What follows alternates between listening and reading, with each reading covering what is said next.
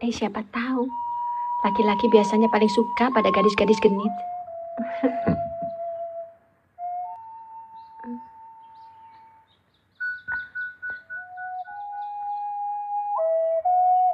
Mestinya tidak kau lakukan sekarang, Mas. Murni, sekarang atau nanti sama saja. Di sini atau di ranjang pengantin, tidak ada bedanya. Dan aku telah buktikan. Kau memang masih perawan ting-ting. Percayalah padaku, Murni. Sebentar lagi kita akan menikah. Kisah dimulai dengan memperlihatkan sebuah pesta besar yang disambut para warga. Kepala desa bernama Sabri hendak menikahkan putri semata wayangnya bernama Baidah. Di dalam kamar pengantin, gadis cantik bernama Murni yang bekerja merias pengantin sedang putus asa karena yang menikah dengan Baidah merupakan mantan pacarnya bernama Kohar. Di sini Murni yang merasa tak enak badan, ia izin hendak pulang. Kok melamun? Murni agak sakit, Mbak. Kalau boleh, Murni mau pulang dulu. Oh, iya. Sebelum pulang ia sempat berhayal jika dirinya yang seharusnya menikah di atas pelaminan. Dan tiba-tiba kejadian aneh menimpa, di mana ketika ibu-ibu yang ada di dapur melihat mie sepanci berubah menjadi belatung yang membuat ibu-ibu yang ada di dapur panik. Tiba-tiba jadi busuk. Apa busuk? Ini baru diangkat kok bisa jadi belatung.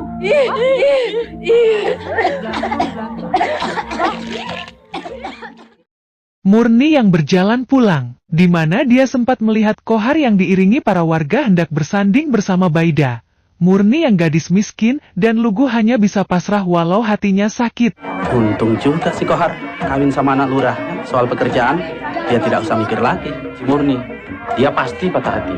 Sama laki-laki buaya begitu saja, bisa jatuh cinta. Tapi kan ganteng, rayuannya maut. Di sisi lain Baidah yang tak sabar hendak bersanding dengan Kohar di atas pelaminan. Tiba-tiba kaget karena melihat Kohar yang ada di matanya berubah menjadi tengkorak berjalan. Sedangkan dukun Samad yang sudah puasa 5 hari, tetap tidak bisa menghadang malapetaka yang sedang terjadi. Loh, wong saya sudah puasa 5 hari kok masih mau hujan. Mang, ada apa lagi, Mang? Kembali di dalam kamar pengantin, Baidah yang ketakutan karena melihat bunga-bunga pengantin seperti melihat banyak ular yang hendak melilitnya.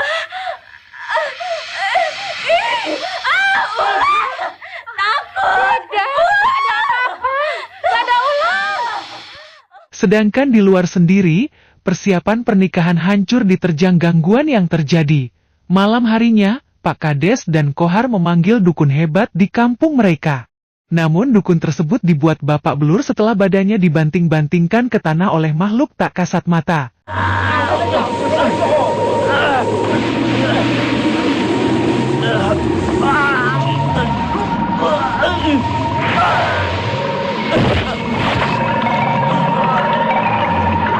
Dukun tersebut lalu berkata jika semua malapetaka ini dibuat seseorang yang rumahnya ada di ujung barat desa.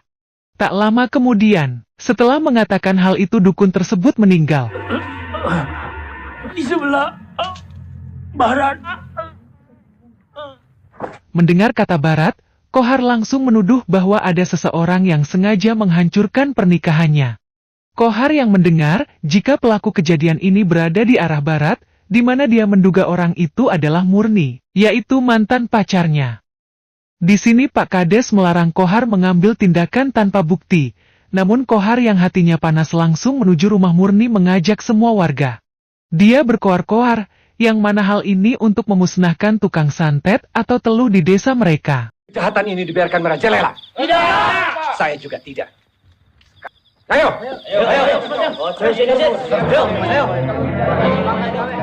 Sin berpindah ke dalam rumah kecil, Murni menangis di pangkuan ibunya. Murni berkata jika dirinya sudah tidak perawan lagi akibat direnggut Kohar yang saat ini telah menikahi anak kepala desa. Murni terbujuk rayuannya. Mas Kohar janji mau mengamini Murni, Mak. Satu-satunya harga dirimu yang seharusnya kau pertahankan. Kalau kakakmu si Kliwon ada di sini, peristiwa itu mungkin tidak akan menimpamu.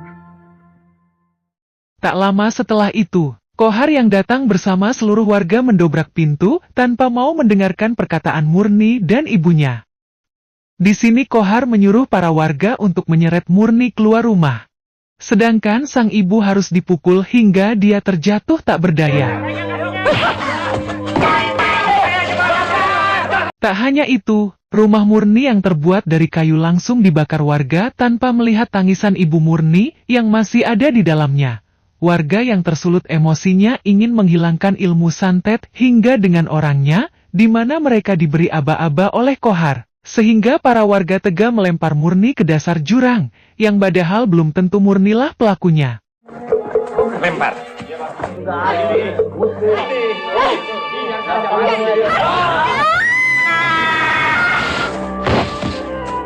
Namun nasib beruntung masih Murni miliki, yang mana dia ditangkap oleh seorang lelaki paruh-baya bernama kakek Gendon.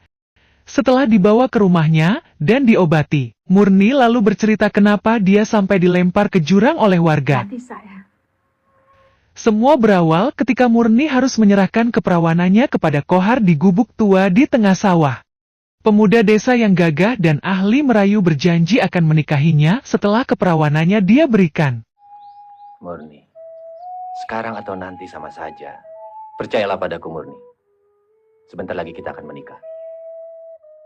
Namun sakit hati harus dia terima, tatkala mengetahui jika Kohar akan menikahi gadis lain, yaitu putri kepala desa bernama Baidah.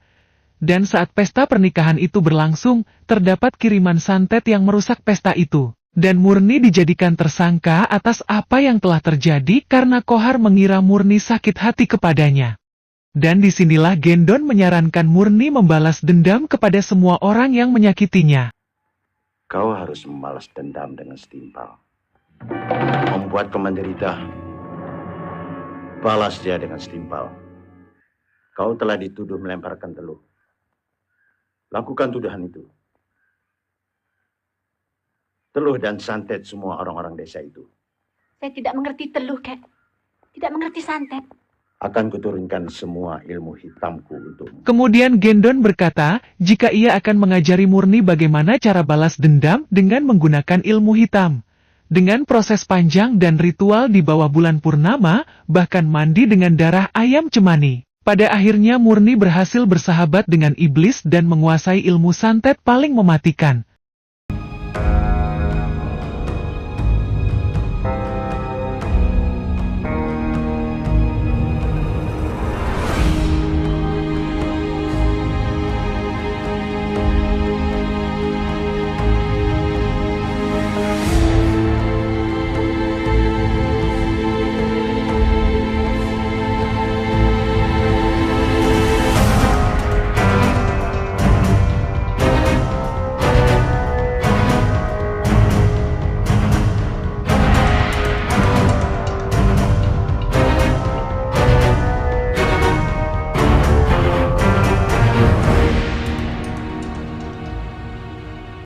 Malam harinya, diperlihatkan Gendon yang menyantet Kohar dengan cara mengikat otong pada boneka santetnya. Alhasil hal itu membuat Kohar gagal pembibitan karena mengalami impoten yang membuat Baidah emosi. Kenapa sih nggak bisa-bisa? Nggak tahu.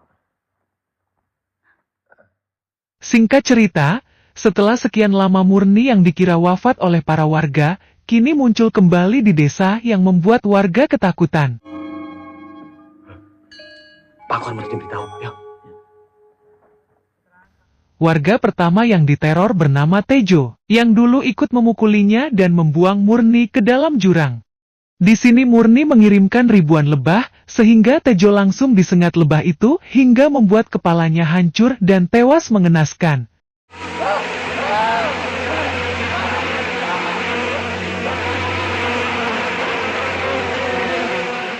Setelah mendapat laporan dari Dorman terkait teror yang dilakukan Murni, Kohar berjanji akan melawan siapapun yang berani mengganggunya termasuk arwah Murni sekalipun. Saya tidak takut. Kalau dia berani mengganggu. Lihat saja nanti. Berpindah ke warung kopi di tengah desa, di mana berita teror Murni telah tersebar luas. Di sini terdapat warga bernama Slamet yang ketakutan karena dia juga ikut andil dalam kasus Murni dulu. Alhasil saat akan pulang, Slamet diteror Murni hingga meninggal dunia.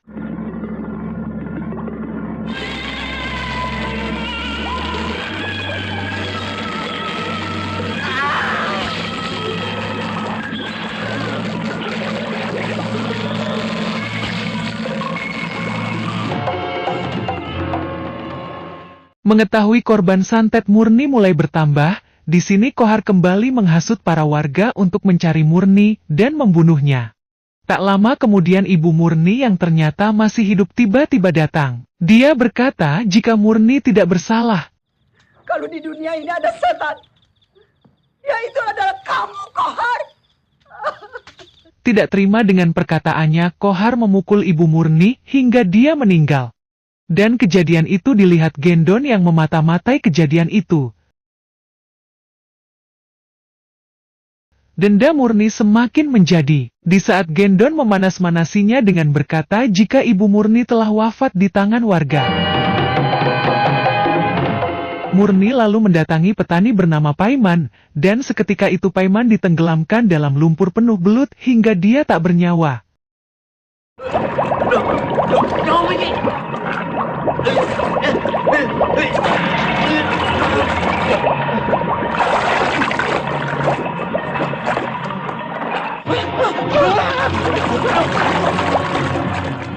Tak cukup sampai di situ, bayi Baidah juga diculik dan dibawa pulang ke rumah Gendon. Di sini Murni merasa jika seharusnya dialah yang hamil anaknya Kohar bukan Baidah.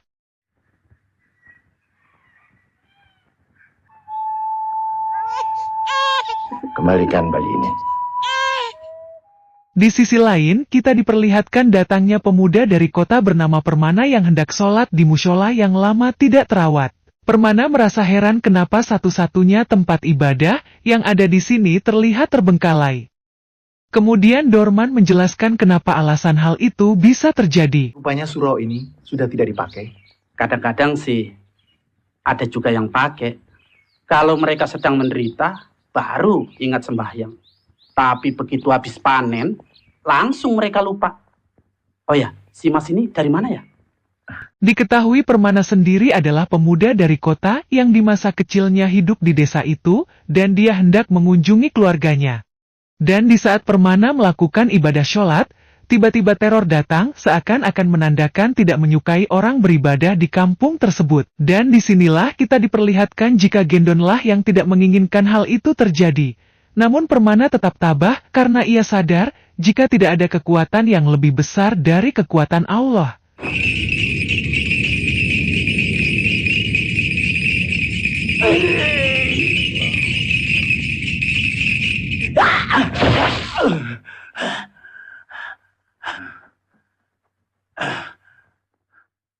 Setelah bayi Baidah dikembalikan, Kohar bersama seluruh para warga pergi ke hutan untuk mencari keberadaan Murni. Di sini Murni mengeluarkan ilmu hitamnya untuk menyerang para warga sampai mereka lari ketakutan.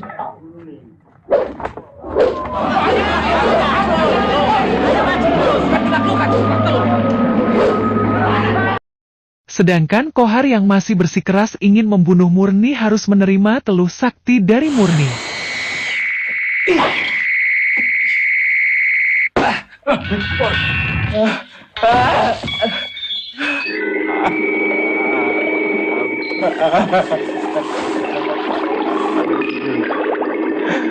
Maafkan. Kohar yang kesakitan meminta maaf atas segala perbuatannya. Para warga melaporkan kejadian itu kepada Pak Kades. Tak lama setelah itu, Kohar datang dengan sempoyongan menahan sakit yang dia rasakan. Dan karena sakitnya yang tidak tertahan hingga Kohar berupaya mencabut kepalanya sendiri tepat di hadapan istri dan mertuanya. Cepat panggilkan dukun Iya, Anti.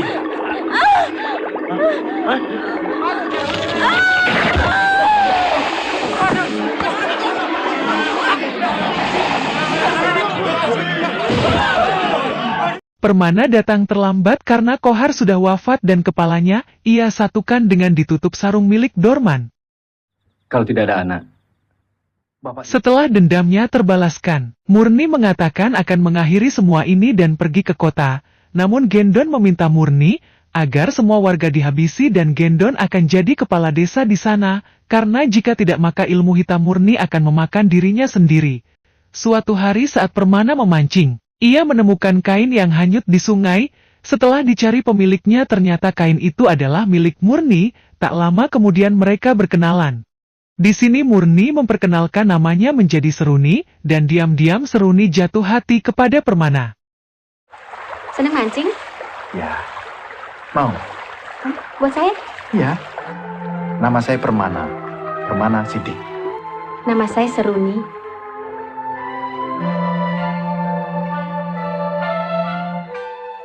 Setiap hari, mereka berjumpa di sungai sambil mencari ikan. Dan bibit-bibit cinta di antara mereka mulai tumbuh hingga Murni mengatakan kepada Gendon bahwa dia telah jatuh cinta kepada pemuda yang baru-baru ini dia kenal. Jadi kau akan kawin dengan dia? Tapi tidak di desa ini, Kak. Di sini Gendon memperingati jika semua lelaki pintar merayu untuk mendapatkan hati wanita. Pada malam harinya, Pak Kades tiba-tiba perutnya membesar, dan hal itu ternyata dilakukan oleh Gendon yang dari dulu merupakan saingannya. Dan beruntung Permana dibantu warga berhasil mengembalikan teluh itu kepada Gendon yang membuatnya terlempar.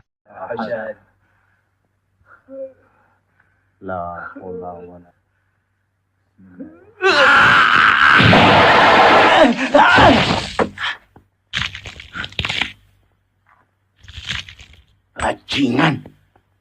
Santri itu harus dibunuh. Kini diperlihatkan Permana yang ada di rumah kepala desa untuk menyelesaikan suatu urusan, dan tiba-tiba Baidah diguna-guna hingga dia mencoba merayu Permana.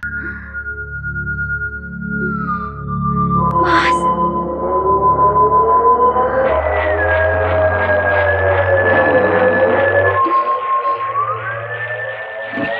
Dari kejauhan Murni melihat kejadian itu, dan ia langsung terbakar api cemburu, hingga dia mengamuk di rumah Gendon.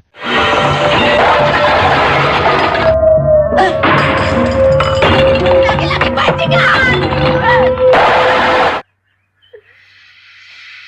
2 kali dia menghancurkan harapanku. Demi setan-setan di neraka. Nanti malam, akan kubunuh semua penduduk desa ini.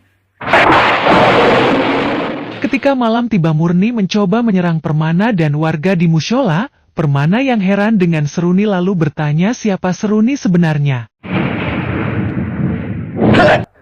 Seruni. Aku bukan Seruni. Di sini dia menjawab jika ia adalah Murni yang akan membalas sakit hatinya ke semua warga yang menyakitinya. Mendengar nama Murni tiba-tiba Permana berkata jika dia adalah kakak kandungnya yang sejak kecil bernama Kliwon, yang dipungut Kiai Maulana asal Banten. Murni tetap tidak percaya karena Gendon berkata semua ucapan pria menipu dan berbohong. Jangan dengarkan omongannya, Murni. Semua ucapannya tipu muslihat.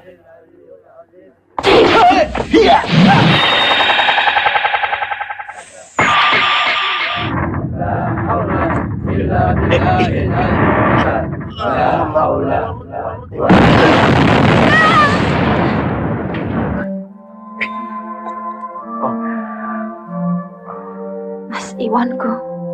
Tiba-tiba Sabri datang mengetahui jika Gendon biang keladi semua petaka di desa terjadi.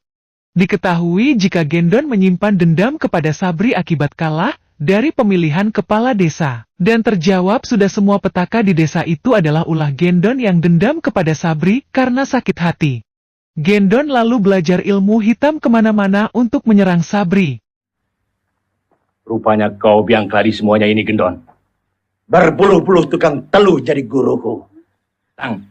Kau mencelakakan rakyat karena tidak memilihmu sebagai lurah. Kau yang patut jadi lurah atau aku? Hah?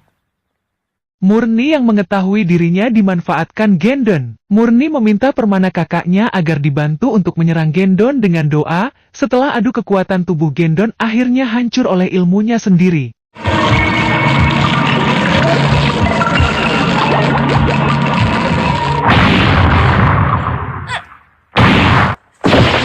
Murni.